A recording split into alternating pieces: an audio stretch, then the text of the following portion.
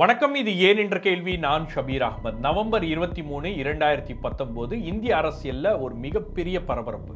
குறிப்பா மகாராஷ்டிரா மாநிலத்தில் நடந்த அந்த பதவியேற்பு விழா. ராஜ்பவன்ல அதிகாலையில் தேவேந்திர ஃபட்னவிஸ் இரண்டாவது முறையாக முதலமைச்சராக பதவியேற்கிறார். அவரோட அஜித் பவார் என்சிபி உடைய தலைவர் டெபுட்டி சீஃப் மினிஸ்டராக பதவியேற்கிறார். எப்படி நடந்துச்சு இது அப்படின்றது தான் ஒரு மிகப்பெரிய கேள்வியாக இருந்தது. யாருமே எதிர்பார்க்கல.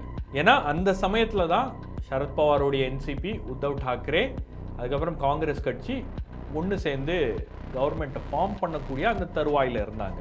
ஆனால் அதுக்குள்ள என்சிபியிலேருந்து அஜித் பவாரை தூக்கிட்டு போய் ராஜ்பவனில் யாருக்கும் தெரியாமல், எந்த விதமான அழைப்பும் இல்லாமல் திடீரென்று ஒரு swearing in ceremony chief minister and deputy chief minister பதவி ஏற்றுக்கிறாங்க.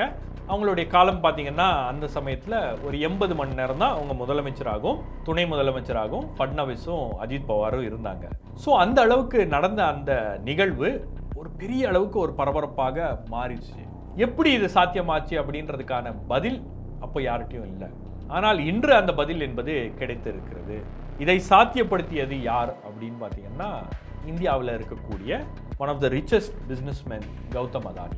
அவருடைய பேரை யார் சொல்லியிருக்காங்க அப்படின்னு பார்த்தீங்கன்னா, இன்னைக்கு பாஜக அரசாங்கத்தில் கூட்டணி கட்சியாக டெபுட்டி சீஃப் மினிஸ்டராக ஃபினான்ஸ் மினிஸ்டராக இருக்கக்கூடிய Ajit Pawar news minute news லாண்ட்ரிக்கு கொடுத்த ஒரு இன்டர்வியூவில், ஸ்ரீனிவாசன் ஜெயினுக்கு கொடுத்த அந்த இன்டர்வியூவில் தான் அந்த விஷயங்களை அவர் பேசியிருக்கிறார். அவர் பேசியிருக்கக்கூடிய விஷயங்கள் மகாராஷ்டிரா தேர்தல் களத்தில் ஒரு மிகப்பெரிய பரபரப்பை ஏற்படுத்தி இருக்கிறது. கௌதம் அதானியுடைய இன்வால்மெண்ட் என்ன அப்படின்ற அந்த கேள்விகளை அது எழுப்பி இருக்கிறது. ஸோ இந்த வாரம் ஏன் என்ற கேள்வியில் மகாராஷ்டிரா தேர்தல் களத்தில் திருப்பு முனையாக அமைந்திருக்கக்கூடிய இந்த தகவல்கள், இதற்கு பின்னாடி என்ன நடந்திருக்கிறது, கௌதம் அதானியுடைய ரோல் என்ன அப்படின்றது பற்றி தான் நாம் பேச போகிறோம்.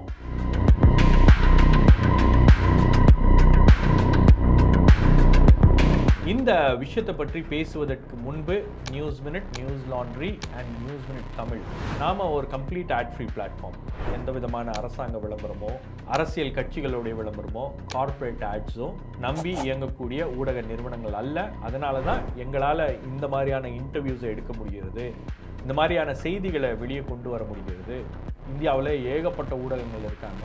ஆனால் அவங்களெல்லாம் வெளிக்கொண்டு வராத செய்திகளை நாம் கொண்டு வருகிறோம்.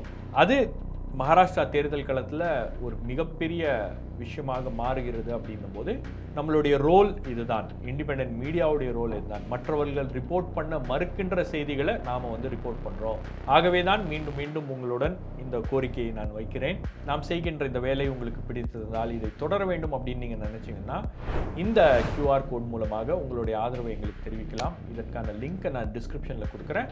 அதையும் நீங்கள் பயன்படுத்தி உங்களுடைய ஆதரவை தெரிவிப்பீங்கன்ற நம்பிக்கையில், அது மட்டும் இல்லாமல் வருகின்ற நவம்பர் 30ஆம் தேதி மாலை 5 மணிக்கு சென்னையில் நாம் நேரடியாக சந்திக்க இருக்கிறோம். அதற்கான ஏற்பாடுகள் எல்லாம் தீவிரமாக நடந்து கொண்டு இருக்கிறது. நீங்கள் கூகுள் ஃபார்மில் உங்களுடைய விவரங்கள் இன்னும் நீங்கள் பதிவு செய்யலை அப்படின்னா டிஸ்கிரிப்ஷனில் அந்த லிங்க் கொடுத்துருக்கேன். அதில் உங்களுடைய விவரங்களை நீங்கள் பதிவு செஞ்சீங்கன்னா எங்கே இந்த மீட்டிங் நடக்க இருக்கிறது அப்படின்றது பற்றியான விவரங்கள் உங்களுக்கு அனுப்பி வைக்கப்படும். பல பேர் ரெஜிஸ்டர் பண்ணியிருக்கீங்க, ரொம்ப நன்றி. பெரிய அளவுக்கு ஒரு ரெஸ்பான்ஸ் அப்படின்றது இருக்கிறது. ஸோ உங்களை நேரடியாக சந்திப்பதற்கு நான் ஆவலுடன் காத்து கொண்டு இருக்கிறேன். பல்வேறு விஷயங்கள் பேச வேண்டி இருக்கிறது, பல்வேறு விஷயங்கள் விவாதிக்க வேண்டியது இருக்கிறது. உங்களுடைய கருத்துக்கள் என்ன அப்படின்றதையும் தெரிந்து கொள்வதற்கு நான் மிகவும் ஆவலுடன் எதிர்பார்த்து கொண்டிருக்கிறேன். ஸோ நவம்பர் 30 மாலை 5 மணி, என்ன வேலையாக இருந்தாலும் ஒரு 2 மணி நேரம் ஒதுக்கி வச்சுட்டு எனக்காக வாங்க. உங்களை எல்லாம் சந்திக்க வேண்டும் அப்படின்றதுல ரொம்ப ஆர்வமாக இருக்கேன். மகாராஷ்டிரா தேர்தல் களத்தில் உச்சக்கட்ட பரபரப்பை ஏற்படுத்தி இருக்கக்கூடிய ஒரு நிகழ்வு, நியூஸ் மினிட் நியூஸ் லாண்ட்ரிக்கு Maharashtra deputy chief minister and finance minister Ajit Pawar கொடுத்த ஒரு இன்டர்வியூ. 2019ஆம் ஆண்டு என்ன நடந்துச்சு? திடீரென்று போய் நீங்கள் ராஜ்பவனில் துணை முதலமைச்சராக பதவியேற்றது எப்படி? ஏன்னா சரத்பவார் காங்கிரஸோட பேசிகிட்டு இருக்கார், உத்தவ் தாக்கரேயோட பேசிகிட்டு இருக்கார், நீங்கள் எப்படி அங்கே போனீங்க அப்படின்ற அந்த விவரங்களை பற்றி அஜித் பவார் சொன்ன விஷயங்கள் ஒரு மிகப்பெரிய அதிர்வலைகளை மகாராஷ்டிரா தேர்தல் களத்தில் ஏற்படுத்தி இருக்கிறது. அப்போ பல்வேறு கட்ட பேச்சுவார்த்தைகள் பிஜேபியோட நடந்து கொண்டிருந்தது அப்படின்றத அவர் சொல்கிறாரு. ஒரு பக்கம் சரத்பவார் காங்கிரஸோடையும் பேசிகிட்டு இருக்கார், உத்தவ் தாக்கரேயோடையும் பேசிகிட்டு இருக்கார், இன்னொரு பக்கம் பிஜேபியோடையும் அவர் பேசிகிட்டு இருந்தார் அப்படின்ற ஒரு விஷயம் இருக்கிறது. அதையும் தாண்டி அந்த கூட்டம் எங்கே நடந்துச்சு, அந்த கூட்டத்தில் யார் யார் கலந்து கொண்டார்கள் அப்படின்னா, அந்த கூட்டம் நடந்தது இந்தியாவுடைய மிகப்பெரிய பிஸ்னஸ்மேன் பிரதமர் நரேந்திர மோடியுடைய நெருங்கிய நண்பரான கௌதம் அதானியுடைய வீட்டில் அந்த மீட்டிங் நடந்துச்சு. அந்த மீட்டிங்கில் சரத்பவார் கலந்து கொண்டார், உள்துறை அமைச்சராக இருக்கக்கூடிய அமித்ஷா கலந்து கொண்டார், அப்புறம் என்சிபி கட்சியிலேருந்து அஜித் பவார், அதுக்கப்புறம் பிரஃபுல் பட்டேல், அப்புறம் மகாராஷ்டிராவுடைய முன்னாள் சீஃப் மினிஸ்டர் இந்நாள் டெபுட்டி சீஃப் மினிஸ்டர் தேவேந்திர ஃபட்னாவிஸ்லாம் கலந்துக்கிட்டாங்க. ஸோ இந்த மீட்டிங்கில் வந்து பிஜேபி என்சிபி கூட்டணி பற்றி பேச்சுவார்த்தை என்பது நடந்துச்சு அப்படின்னு சொல்லிட்டு அவர் சொல்லியிருந்தார். அதுக்கப்புறம் தான் இந்த நிகழ்வுகள்லாம் நடந்துச்சு, அதுக்கப்புறம் தான் நான் வந்து போய் துணை முதலமைச்சராக பதவியேற்றுக் கொண்டேன் அப்படின்னு அவர் சொல்லியிருந்தார். இந்த கௌதம் அதானியுடைய பிரசன்ஸ் அந்த மீட்டிங்கில் முதல் பக்க செய்தியாக இந்தியா முழுவதும் இருக்கக்கூடிய எல்லா பத்திரிகைகளிலும் அது மாறுச்சு. குறிப்பாக மகாராஷ்டிராவில் இருக்கக்கூடிய எதிர்கட்சிகள்லாம் கௌதம் அதானிக்கு என்ன வேலை, கட்சிகளை உடைப்பது, அரசாங்கங்களை கவிழ்ப்பது, இது போன்ற நடவடிக்கைகளில் பாஜக தொடர்ந்து ஈடுபட்டு கொண்டிருக்கிறது, அதற்கு பின்னாடி கார்ப்பரேட் லாபி என்பது இருக்கிறது அப்படின்றது பரவலாக பேசப்பட்ட விஷயங்களாக இருந்தாலும் முதல் முறையாக ஒரு இன்சைடர் அஜித் பவார் வந்து இந்த விவரங்களை முன்வைக்கிறார், வெளியே சொல்லியிருக்கிறார். கௌதம் அதானி அந்த மீட்டிங்கில் இருந்தார், அவர் தான் அந்த மீட்டிங்கை ஹோஸ்ட் பண்ணார் அப்படின்னு. இந்த தகவல் வெளியே வந்த உடனே, இது பரபரப்பாக பேசப்பட்ட உடனே பிஜேபிக்கு என்ன பண்ணுறது அப்படின்னு புரியல. ஏன்னா அந்த மகாராஷ்டிரா தேர்தல் களத்தில் பிஜேபி பல்வேறு விதமான உக்திகளை பயன்படுத்தி அங்கே எப்படி மீண்டும் ஆட்சியை பிடிக்க வேண்டும், ஏன்னா அவங்களுக்கு அது ஒரு ப்ரெஸ்டீஜியஸ் பேட்டிலாக மாறிடுச்சு. மகாராஷ்டிராவில் மீண்டும் பிஜேபியுடைய ஆட்சி அமைக்க வேண்டும் அப்படின்றதுல அவங்க ரொம்ப குறியாக இருக்காங்க. அதற்கு எந்த எல்லைக்கும் போக தயார் அப்படின்ற அந்த முயற்சிகளோட பிஜேபி களம் இறங்கி இருக்கிறது. விடவே கூடாது. ஒரு நாளைக்கு வந்து 3 கேம்பெயின் 4 கேம்பெயின்னா கூட பிஜேபியோடைய மிக முக்கியமான தலைவர்கள் அங்கே போயிருக்காங்க. அது மட்டும் இல்லாமல் ஒரு போலரைசிங் கேம்பெயின், ஒரு வெறுப்பு பிரச்சாரமும் வந்து அங்கே தொடர்ந்து நடைபெற்று கொண்டு இருக்கிறது அப்படின்றதெல்லாம் வந்து போன வாரம் அந்த காணொலியில் நான் பதிவு செஞ்சுருந்தேன். ஆனால் இந்த வாரம் அப்படியே வந்து அந்த நிலவரம் எப்படின்றது மாறி இருக்கிறது. இன்னைக்கு பாஜக பல்வேறு விதமான பதில்களை சொல்லக்கூடிய ஒரு இடத்துக்கு தள்ளப்பட்டிருக்கிறார்கள் அப்படின்றது நம்மளால புரிந்து கொள்ள முடிகிறது. காரணம் என்னன்னா, ஸ்ரீனிவாசன் ஜெயின் எடுத்த அந்த இன்டர்வியூக்கு அப்புறம் பல்வேறு விதமான விமர்சனங்கள், பல்வேறு விதமான கேள்விகள் பாஜகவை நோக்கி வரும்போது, இப்போ அதானியை எப்படியாச்சும் காப்பாற்றணும், அதானி அந்த மீட்டிங்கில் இல்லை, அது ஒரு நியூட்ரல் பிளேஸில் நடந்த மீட்டிங் அப்படின்னு யார் சொல்கிறாரு? தேவேந்திர ஃபட்னாவிஸ் அதை சொல்கிறாரு. அதுக்கப்புறம் என்ன ஆகுது, இன்னொரு இன்டர்வியூ ஸ்ரீனிவாசன் ஜெயின் எடுக்கிறாரு. அந்த இன்டர்வியூவில் ஸ்ரீனிவாசன் ஜெயின்ட்ட சரத்பவார், அதாவது என்சிபி கட்சியுடைய ஃபவுண்டர் பிரசிடென்ட் சரத்பவார், அவர் சொல்கிறாரு, ஆமாம் இந்த மீட்டிங் நடந்துச்சு. இந்த மீட்டிங் எங்கே நடந்துச்சு அப்படின்னு பார்த்தீங்கன்னா கௌதம் அதானியோடைய வீட்டில் நடந்துச்சு. அவர் தான் எங்களை எல்லாம் இன்வைட் பண்ணியிருந்தாரு. அதாவது பிஜேபி கூட்டணிக்கு வாங்க வாங்க அப்படின்னு சொல்லிட்டு எங்களை வந்து தொடர்ந்து அழைத்து கொண்டிருந்தார்கள்.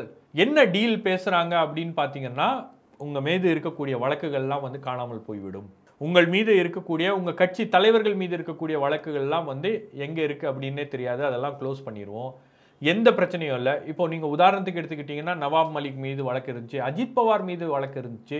அந்த வழக்குலலாம் வந்து க்ளோஜர் ரிப்போர்ட்லாம் வந்து இப்போ ஃபைல் பண்ணியிருக்காங்க.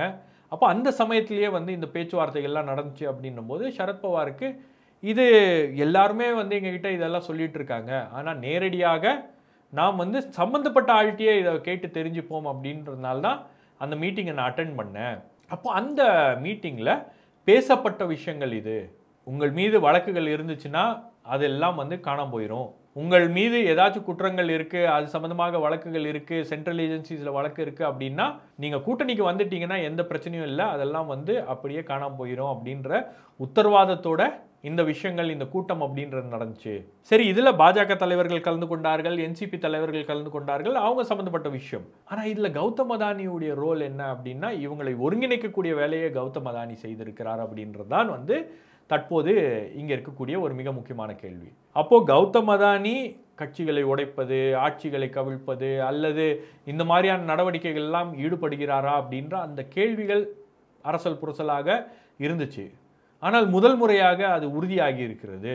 இப்போ சரத்பவார் வரல அப்படின்னு உடனே தான் வந்து அவருடைய கட்சியை உடைச்சி அஜித் பவாரை கூப்பிட்டு போயிட்டாங்க, சிம்பலை பறிச்சிட்டாங்க. அதே மாதிரி உத்தவ் டாக்கரேயும் வந்து பிஜேபியோட ஒன்று சேர மாட்டேன் அப்படின்னு சொன்னதுனால அவருடைய கட்சியும் உடைச்சிட்டாங்க.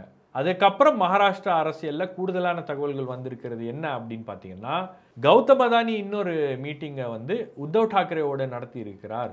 மீண்டும் பிஜேபியும் சிவசேனாவும் அதாவது உத்தவ் தாக்கரேயும் ஒன்றிணைய வேண்டும் அப்படின்ற முயற்சிகள் அவர் எடுத்தாரு. இது சம்பந்தமாக பல்வேறு கட்ட பேச்சுவார்த்தைகள் அப்படின்றது நடந்துச்சு. அந்த பேச்சுவார்த்தைகள்ல உத்தவ் தாக்கரே தரப்புல இருந்து சில டிமாண்ட்ஸ் முன்வைக்கப்பட்டுச்சு. அதுல ரொம்ப முக்கியமான டிமாண்ட் என்னன்னா, பாஜக தலைவர்கள் சிவசேனாட்ட மன்னிப்பு கேட்க வேண்டும், பப்ளிக் அப்பாலஜி அப்படின்ற ஒரு விஷயத்தை அவங்க முன் வச்சாங்க. பப்ளிக் அப்பாலஜிலாம் கொடுக்க முடியாது அப்படின்றதுனால அந்த டீல் நடைபெறவில்லை. அதற்கு அப்புறம் தான் வந்து சிவசேனாவும் இரண்டாக உடைக்கப்பட்டுச்சு. காரணம் என்னன்னா, அங்க பிஜேபி அரசாங்கம் மீண்டும் வர வேண்டும் அல்லது பிஜேபி ஆதரவோடு இருக்கக்கூடிய ஒரு அரசாங்கம் வர வேண்டும் அப்படின்றது யாருடைய இன்ட்ரெஸ்ட்ல எடுக்கப்பட்ட ஒரு முடிவு. அப்ப கட்சிகளை உடைத்திருப்பது, கட்சிகளை உடைத்து அங்க ஆட்சியை பிடிக்க வேண்டும் அப்படின்ற ஒரு நடவடிக்கையில யாருடைய இன்ட்ரெஸ்ட்ல இந்த முடிவுகள் எடுக்கப்பட்டுச்சு அப்படின்ற அந்த கேள்விதான் வந்து பிரதானமாக இருக்கிறது. மறுபடியும் கௌதம் அதானியுடைய பெயர் இதில் அடிபட்டிருக்கு அப்படின்னோடனே அந்த சந்தேக பார்வை அப்படின்றது அவர் பக்கம் திரும்பி இருக்கிறது. கௌதம் அதானி சைட்ல இருந்து பெரிய அளவுக்கு எந்த விளக்கமும் கொடுக்கல. இப்போ கௌதம் அதானி பெயர் உள்ள வந்த உடனே இதை எப்படி ஹேண்டில் பண்றதுன்னு தெரியாம பிஜேபியிலேருந்து தேவேந்திர ஃபட்னாவிஸ் போன்றவர்கள்லாம் பேசுறாங்க. பட் பிஜேபியில் இருக்கக்கூடிய டாப் லீடர்ஸ் அதை பற்றி வாய் திறக்கவில்லை, அதை பற்றி யாரும் பேசவில்லை. பட் அந்த மீட்டிங்கே நடக்கல, அவர் இல்லை அப்படின்ற அளவில் தான் வந்து இன்னைக்கு பிஜேபியிலிருந்து கருத்துக்கள் என்பது முன்வைக்கப்படுகின்றது. ஸோ அஜித் பவார் ஏற்கனவே வந்து பல்வேறு விதமான முரண்பாடுகளோடு தான் வந்து அவர் பிஜேபி கூட்டணியில் இருக்கிறார். குறிப்பாக இந்த தேர்தலை பொறுத்த வரைக்கும் கிட்டத்தட்ட அவருடைய சாய்ஸ் ஆஃப் கேண்டிடேட்ஸ் அப்படின்றது இன்னைக்கு கேள்விக்குறியாகி இருக்கிறது. அவர் நவாப் மலிக் சீட் கொடுத்துருக்காரு. அதுக்கப்புறம் வந்து பாஜக விரும்பாத சில நபர்களுக்கெல்லாம் வந்து அவர் சீட்டு கொடுத்துருக்காரு அப்படின்னும் போது நாங்கள் அவங்களுக்காக பிரச்சாரம் பண்ண மாட்டோம் அப்படின்னோடனே அவரும் வந்து பாஜகவுடைய பிரச்சாரங்களில் போகிறதில்ல. மும்பையில் நடந்த பிரைம் மினிஸ்டருடைய ரேலியில் அவர் கலந்துக்கல. அதே போல் பாஜகவுடைய வியூகத்தை உள்ளிருந்தே உட்கார்ந்துட்டு விமர்சனம் பண்ணிட்டு இருக்காரு அப்படின்ற ஒரு குற்றச்சாட்டும் அவர் மீது முன்வைக்கப்படுகிறது. ஆனால் அது கூட்டணி உடைகின்ற அளவுக்குலாம் போல, ஆனால் அது ஒரு டிஸ்டர்பன்ஸாக பாஜகவுக்கு இன்னைக்கு மாறி இருக்கிறது. பொதுவாக தேர்தல் காலத்தில் பார்த்தீங்கன்னா பிஜேபியோடைய முழக்கம் அப்படின்றது ஒரே ஒரு முழக்கமாக இருக்கும். அது எந்த தேர்தலாக இருந்தாலும் சரி. 2014ஆம் ஆண்டு அப்கி பார் மோடி சர்க்கார், 2019ஆம் ஆண்டு பிர் எக் பார் மோடி சர்க்கார், 2024 மோடிக்கு கேரண்டி அப்படின்னு ஒரே ஒரு முழக்கத்தை முன் வச்சாங்க. ஆனால் இந்த வாட்டி மகாராஷ்டிரா தேர்தலில் பார்த்தீங்கன்னா 2 முழக்கங்கள். மோடி முன்வைத்திருக்கக்கூடிய ஒரு முழக்கம் ஏக் ஹே தோ சேஃப் ஹே, அதாவது நாம ஒன்னா இருந்தோம்னா சேஃபா இருப்போம் அப்படின்ற ஒரு முழக்கம். இன்னொரு பக்கம் யோகி ஆதித்யநாத் முன்வைத்திருக்கக்கூடிய ஒரு முழக்கம் பட்டேங்கே தோ கட்டேங்கே, நாம பிரிஞ்சிருந்தோம்னா நமக்கு ஒரு மிகப்பெரிய ஆபத்து அப்படின்ற அந்த முழக்கம். இப்போ ஏக் ஹே தோ சேஃப் ஹே அப்படின்ற முழக்கத்தை அஜித் பவார் ஏத்துக்கிறாரு. அதே போல பாஜகவில் இருக்கக்கூடிய காங்கிரஸ்லேருந்து பாஜகவுக்கு போன தலைவர்கள்லாம் ஏற்றுக்கிறாங்க. ஆனால் யோகி ஆதித்யநாத்துடைய முழக்கம் அப்படின்றது அது ஒரு வெறுப்பு பிரச்சாரம், ஒரு வெறுப்பு அரசியல். இதை மகாராஷ்டிரா மக்கள் ஏற்றுக்கொள்ள மாட்டார்கள், ஆகவே நாம் ஏற்றுக்க மாட்டோம் அப்படின்னு அஜித் பவார் வெளிப்படையாக அதை பேசுகிறார். வெளிப்படையாக அதை கண்டம் பண்ணி அவர் வந்து பேசுகிறாரு. இது பாஜகவுக்கு ஒரு மிகப்பெரிய தலைவலியாக மாறி இருக்கிறது. அதே போல் அசோக் சவான் காங்கிரஸ்லேருந்து பாஜகவுக்கு போன ஒரு முன்னாள் முதலமைச்சர், அவரும் வந்து இந்த முழக்கத்தை எதிர்த்து இருக்கிறார். அப்போ இப்போ தேவேந்திர ஃபட்னாவிஸ் தான் இதற்கு எல்லாம் விளக்கம் கொடுக்க வேண்டிய ஒரு கட்டாயத்துக்கு தள்ளப்பட்டிருக்கிறார். அந்த அளவுக்கு வந்து உள்ளுக்குள்ளேயே வந்து நிறைய பிரச்சனைகள் அப்படின்றது பாஜகவில் இருக்கிறது. ஆனால் இதை எல்லாம் சாதகமாக பயன்படுத்தி கொண்டு காங்கிரஸ் முன்னேறுமா, உத்தவ் தாக்கரே காங்கிரஸ் அதே போல சரத்பவாருடைய கூட்டணி முன்னேறுமா அப்படின்னா, சரத்பவார் போடுற ஒரு 50% எஃபர்ட் கூட வந்து காங்கிரஸ் பக்கத்துலேருந்து இல்லை அப்படின்றது தான் வந்து ஒரு மிகப்பெரிய பிரச்சனையாக இருக்கிறது. இன்னும் வந்து அந்த தேர்தல் களத்துக்கு பிரியங்கா காந்தி எப்போ வருவாங்க அப்படின்றது தெரியல. ஸோ அந்த அளவுக்கு வந்து காங்கிரஸ் உடைய அந்த கேம்பெயினிங் அந்த ஸ்ட்ராட்டஜியில் ஒரு பெரிய அளவுக்கு சுணக்கம் அப்படின்றது இருக்கிறது. ஸோ இந்த அளவுக்கு மகாராஷ்டிரா தேர்தல் களத்தில் பரபரப்பான காட்சிகள் எல்லாம் வந்து அரங்கேறி கொண்டு இருக்கிறது. குறிப்பாக அஜித் பவாருடைய ஸ்டேட்மெண்ட்ஸ், அஜித் பவாருடைய இன்டர்வியூஸ், நியூஸ் மினிட் நியூஸ் லாண்ட்ரிக்கு கொடுத்த இன்டர்வியூஸ்லாம் பெரிய அளவுக்கு ஒரு இம்பேக்டை கிரியேட் பண்ணியிருக்கு.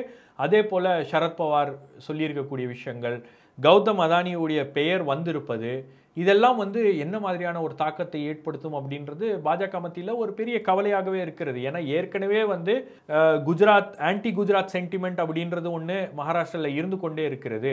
அதெல்லாம் இது எங்கேயாச்சும் வந்து பெரிய அளவுக்கு ஒரு பாதிப்பை ஏற்படுத்தி விடுமா அப்படின்ற ஒரு கேள்விகளும் இருக்குது. மகாராஷ்டிரா மக்கள் என்ன முடிவு செய்ய போகிறார்கள் அப்படின்றத நாம் பொறுத்திருந்து பார்க்கணும். 20ஆம் தேதி தேர்தல் நடக்க இருக்கிறது, 23ஆம் தேதி ரிசல்ட்ஸ் வர இருக்கிறது. ஸோ 23ஆம் தேதி ரிசல்ட்ஸ் வரும்போது நான் மீண்டும் உங்களை சந்திக்கிறேன். அதுவரை நன்றி, வணக்கம்.